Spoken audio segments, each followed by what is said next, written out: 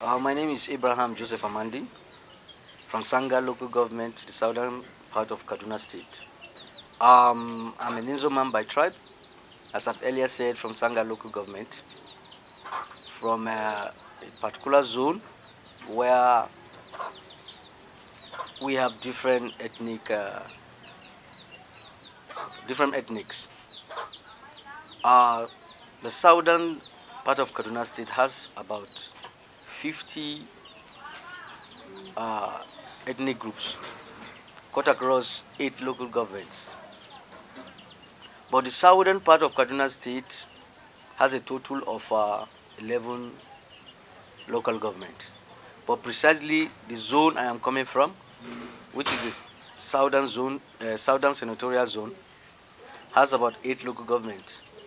In total, we have about 50 different ethnic groups cut across these 11 local governments, as I've earlier said. We are people with different culture, but also different belief.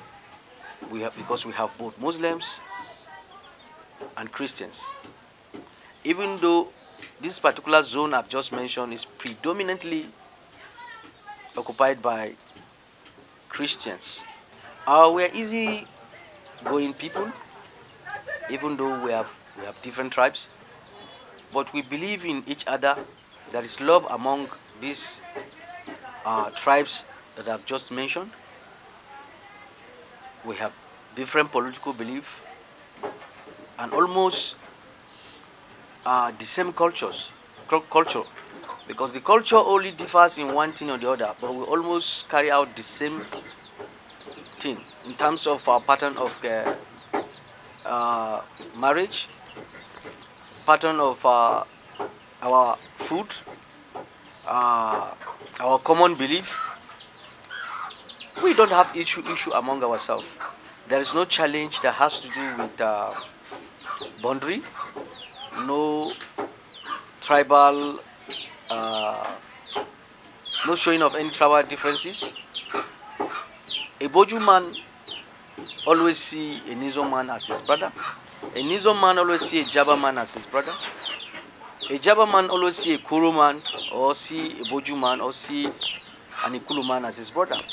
We don't have issues among ourselves. You will never see a Jaba man fighting a Nizo man. Likewise, seeing a Nizo man fighting an Ikulu, or fighting a Kuru man, or fighting a Fanswan man.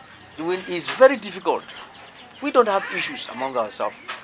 But what me have seen as a person, it is not disunity, but lack of good template to manage our diversity. That is what only has been our challenge. If only we can get a very good template on how to manage our diversity, we will not have issues where people beginning to see at a different angle as an issue of disunity. This has been a lingering issue where the youth are seeing the elders as people who care less. They don't have that concern concerning the growing youth in the southern part of Kaduna. The elite, most especially I'm talking of the successful ones, who happens to be in a position to help the youth to grow, are not doing enough. I'm not saying totally we don't have those who are also paying their quota. We have them, but they are not doing enough. If they've been doing what is expected by the youth, honestly, we would have gone very, very far, because we have well-educated youth, innovative, intelligent, and we have respect for our elders. That is just the truth.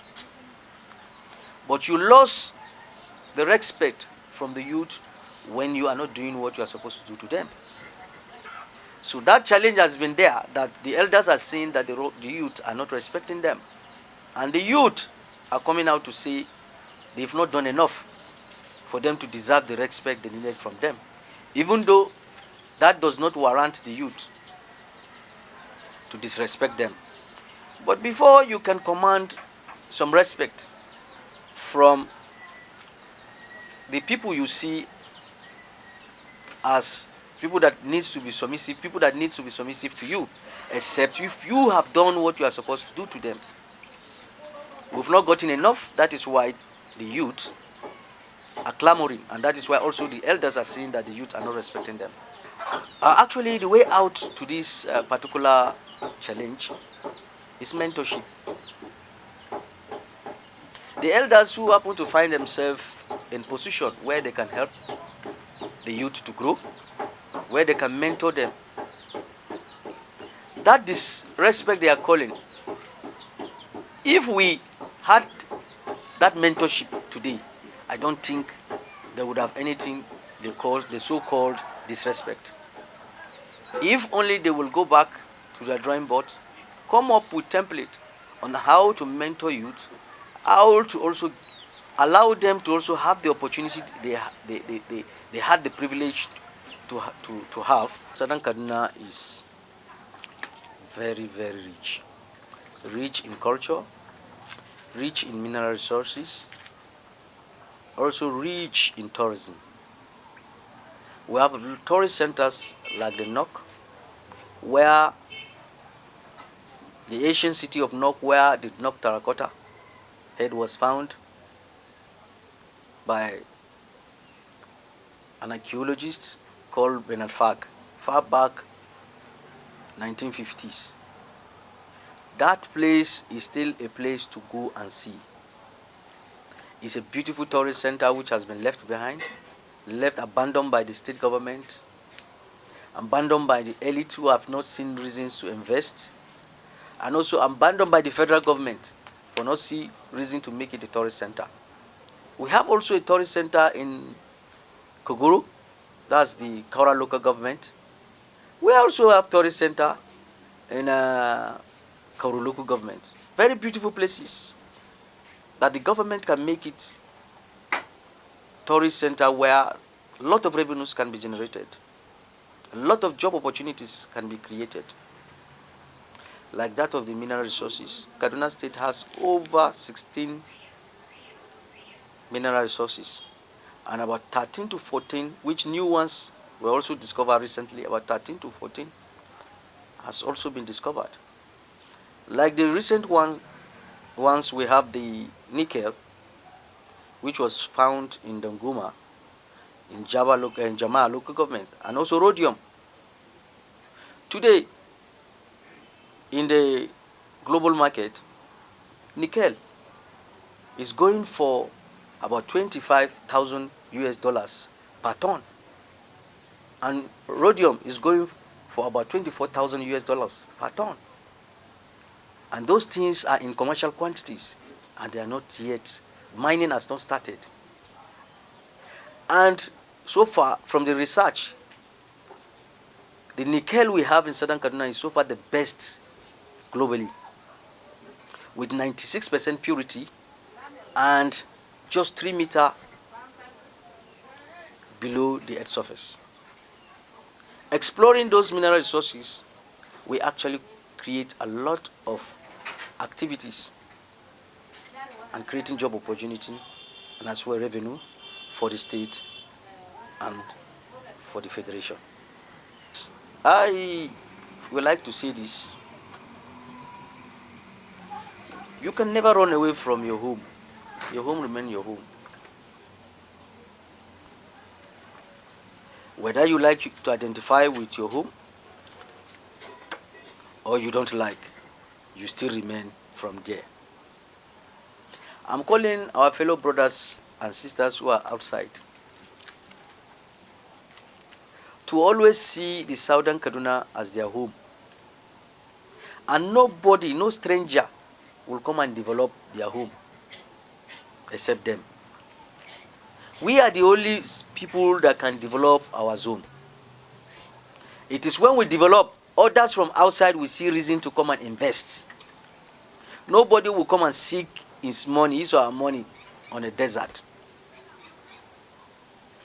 We owns the desert. We are supposed to invest in the desert. Then those outside will come and invest. Before today, country like the United Arab Emirates was a desert. There was no even piece of tree. But today it has become a tourist center where everybody wants to go and see and also experience and also enjoy themselves. So we are to come back home to develop ourselves. Opportunities, as we are outside, if there's an opportunity, try to ensure you reach your people back home to also have that opportunity. Because the more hands we have that are strong, the more we can build up Southern Kaduna.